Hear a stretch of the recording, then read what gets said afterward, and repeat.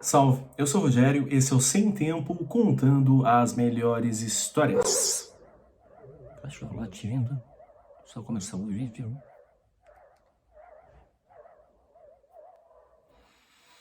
Bom, vamos lá. Oh my God! Salve, eu sou o Rogério, esse é o Sem Tempo contando as melhores histórias. Bom, aqui no Sem Tempo nós contamos histórias de suas mais diversas naturezas, porém são sempre histórias misteriosas, ligadas ao folclore, ligadas a crendices populares, também uma coisinha ali envolvendo, assim, sabe, sempre um suspense de mistério, assombração, algo espiritual, entendeu?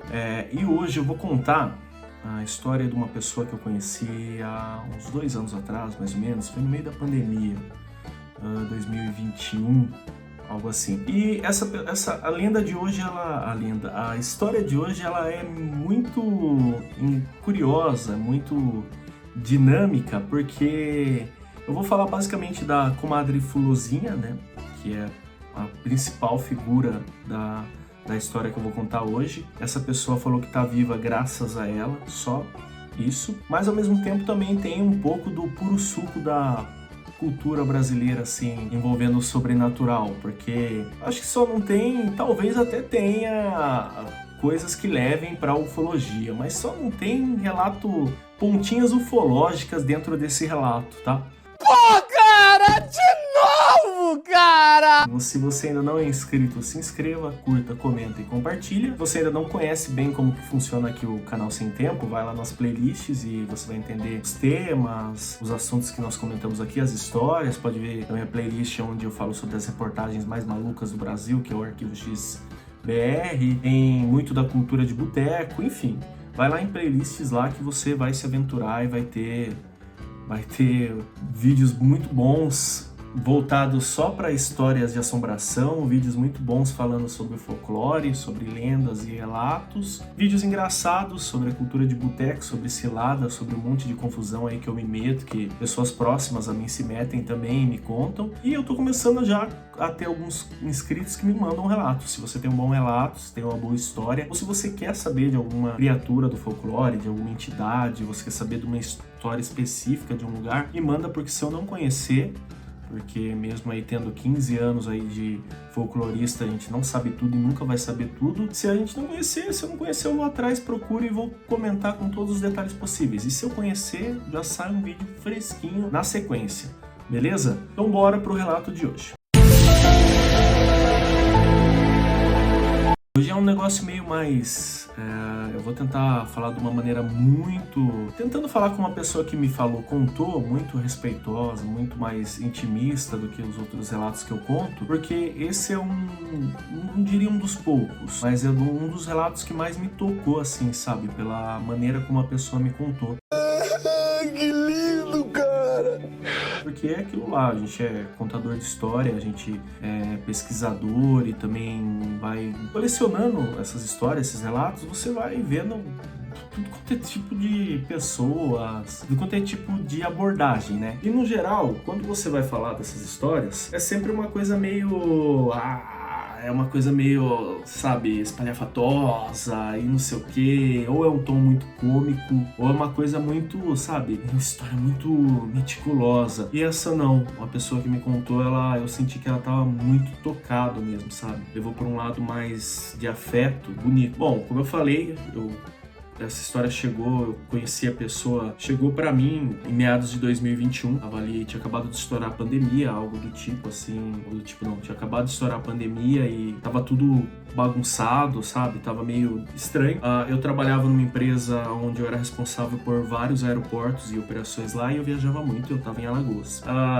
E nas minhas viagens eu vou e eu faço o que eu tenho que fazer do meu trabalho, enfim, e vou lá, conheço os lugares também. E quando eu tenho oportunidade eu vou e troco contatos assim para conhecer a experiência das pessoas. E no próprio hotel eu perguntei, onde que é um lugar interessante que eu posso ir e tem alguma coisa de folclore para conhecer, de histórias, mitos aqui da cidade, da região, enfim, que eu possa conhecer. E no próprio hotel, a pessoa que estava ali me recepcionando e tudo falou, olha, você tem que ir no bar do fulano porque ele tem uma história incrível, que ele só tá vivo graças à comadre Gulosinha. E assim, a vida dele, ele é devoto dela, ele conta várias e várias histórias da infância dele na roça e tudo mais. E ele é um cara gente finíssima, sem contar que ele tem uns petiscos, uma cerveja barata que com certeza já seria um motivo só isso de você estar visitando. E ele tá aberto agora na pandemia. Enfim, fui até o bar do fulano. Como eu não tenho autorização dele, nem nada do tipo, eu não vou mencionar nome, nem... Vou evitar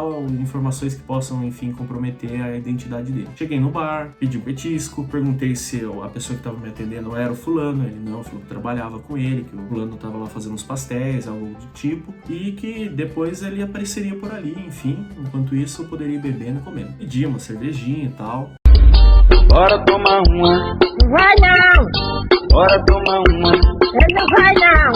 E esperei meu petisco chegar. Aí quem trouxe meu petisco foi a pessoa que me contou a história. Eu me apresentei e tal, a gente se conheceu ali e eu falei pra ele, eu vim aqui porque o pessoal contou que você tem uma história muito boa e você só tá vivo graças à comadre Fulosinha ali, né? Aí ele falou, é verdade, mas por que você quer saber? Aí eu expliquei pra ele, eu falei, eu pesquiso histórias, eu estudo folclore, eu gosto dessas coisas assim, eu também estudo histórias ligadas às assombrações, a mitos de criação, a tudo que envolve assim essa parte sobrenatural, espiritual, enfim. E sempre que eu tô viajando, eu pesquiso. E me falaram do senhor. Eu falei, não, então eu já vou te contar. Aí demorou um pouquinho, ele voltou pra mesa e começou a contar a história pra mim.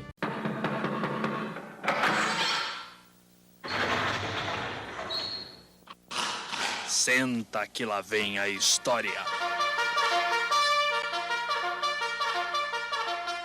Aí, segundo ele morava num vilarejozinho muito pacato, próximo ali do centro metropolitano, assim, vamos dizer ali, porém era um lugar meio esquecido, ele falou, sabe? Era no meio do nada, sabe? E a vida das pessoas que moravam ali era viver do próprio cultivo, né? O que eles plantavam, eles consumiam, os animais que eles criavam, eles comiam, e o que sobrava, e dentro das condições, eles comercializavam entre si e levavam para cidades maiores. E a família dele era assim, o pai dele, ele falou que tinha 13 irmãos, ele era um dos mais novos, o pai dele sempre muito sofrido, muito assim,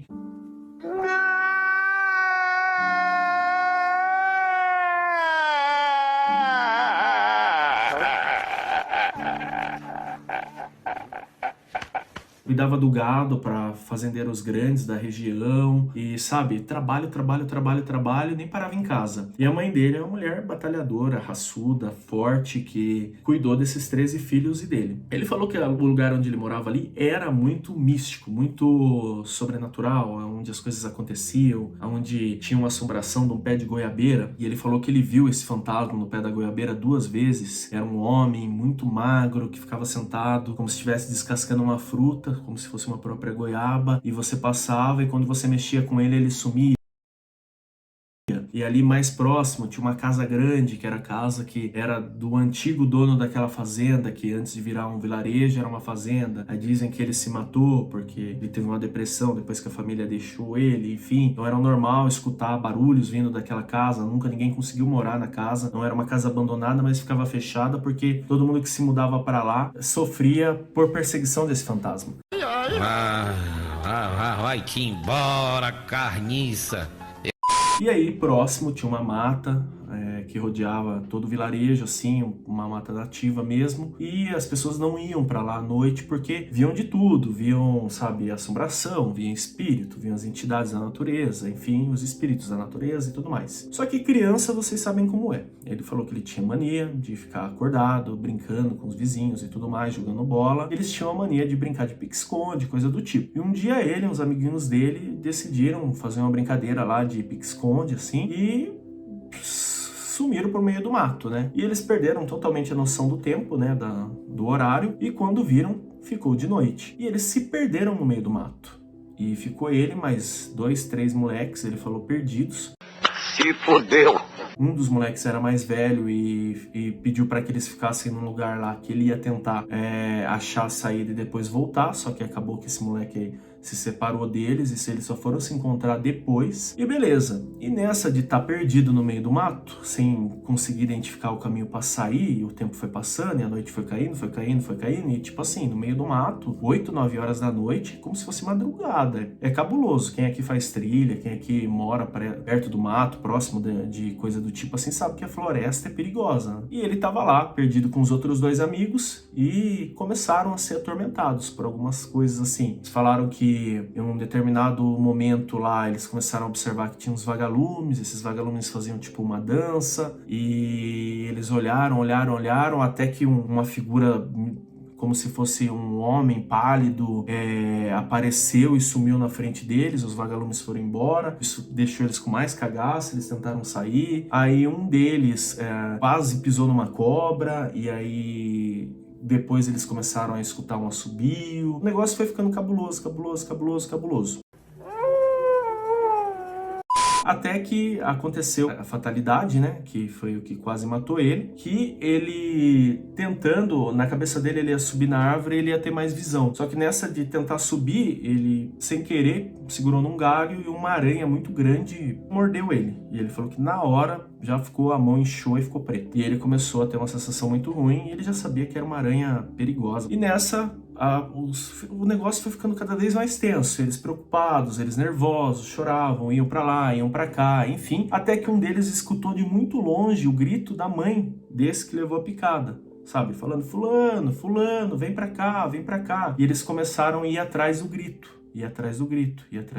Até que eles escutaram um assobio muito alto. Esse assobio alto entrou na cabeça deles. E aí eles não tinham muito o que fazer, né? Ficaram assustados, pararam. Eles andavam, assobio mais alto. E lá longe, escutando a voz da mãe de um deles. Aí, até que eles não sabiam mais o que fazer. E eles começaram a orar. E quando eles viram uma mulher, né? Uma cabocla, assim, né? Que é uma mulher bonita, morena e pele bem clara, cabelos longos, uma feição de séria, parada na frente deles. E eles não entenderam quem era aquela mulher. Aí um deles falou, né, é a mãe da mata, né, a comadre Fuluzinha. Aí eles olharam bem pra ela e falaram, a gente tá perdido, né. Aí ela pegou e falou assim, vocês estão indo pro lado errado, quem tá chamando vocês não é a sua mãe, não é a mãe de vocês. O caminho pra vocês saírem é pra lá. Aí eles falaram, a gente já foi pra lá e não consegue sair por lá. Chega um lugar que o mato tá muito fechado. Aí ela falou, vou levar vocês pra fora da mata, mas só dessa vez. Eu não quero mais vocês brincando aqui dentro da mata. A mata é muito perigoso pra vocês estarem por aqui. E quem tá chamando vocês não é parente de vocês. O parente de vocês ainda tá aguardando vocês voltarem pra casa. E essa entidade levou eles pra fora da mata. E quando chegou fora da mata, ele mostrou a mão pra ela e falou, você tem que ir no médico quanto antes. Senão você vai perder sua mão. Beleza. Saíram da mata, agradeceram. Quando olharam pra trás, já não tinha mais ninguém lá. A comadre tinha ido. E beleza. Eles chegaram na casa, contaram tudo que tinha acontecido, mostrou a mão pra mãe. Aí a mãe já levou ele pro hospital. Realmente chegou lá, precisou tomar remédio, precisou tomar a vacina, tudo certinho. E realmente era uma coisa ali que, de repente, não ia matar ele, mas até tinha o perigo de necrosar e perder a mão. Enfim, e aí foi basicamente o que aconteceu. E para aqueles que não conhecem a lenda da comadre Fuluzinha, dizem que ela é geralmente uma criança que se perdeu na mata e cresceu dentro da mata, protegida pelos espíritos bons da mata, e ela vive para proteger aquela floresta ali. E ela detesta caçadores. Na versão mais light da história, ela atormenta os caçadores até os caçadores irem à loucura e se matarem, se perderem na mata e nunca mais voltar ou ficar ali mesmo e morreu, já era. Em versões mais pesadas, ela vira o capiroto na vida das pessoas ali que estão fazendo maldade na mata. Aí ela tem o lance do assobio, ela tem o lance de amarrar crina de cavalo, fazer algumas brincadeiras como o Saci faz, mas isso é muito ligado a várias e várias lendas do nosso folclore. Então, bom, e dizem que ela anda em cima de um cavalo